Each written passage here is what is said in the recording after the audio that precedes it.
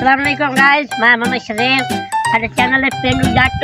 ते असा लकड़ी उस्ताद मेरा बठेंदा बताए असा चाह लाए बोतल पानी लाए उस्ताद दे घरों ते उस्ताद मेरा जो कपड़े यानी कि खराब है ते उस्ताद मेरा वीडियो देख ला। उस्ताद मेरा कैमरामैन फटी गला कैमरा ते जेड़ा पिया असा चंगी वीडियो बनाई सारी वीडियो का इंतजार करे ते उस्ताद से रोटी छोटी लाए उस्ताद ने के रोटी लाए सारा करे असा वने पे घर ते जेड़ी सारी वीडियो फनी देखने ना ओ दे इंतजार कर तो देख के खुश हो ते सारे सब्सक्राइब देना अच्छे से कमेंट बड़ी मेहरबानी।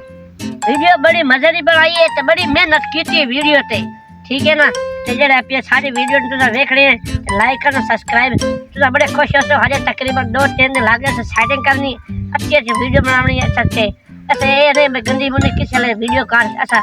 ऐसा उस्ताद रमजी वाली कार वीडियो चंगी बनेंगे ते रमजी सानू सपोर्ट देंदा अच्छा रमजी चैनल बड़ी बड़ी मेहरबानी लाइक करे सब्सक्राइब अच्छे से कमेंट आसी तुसा देख के बड़े खुश हो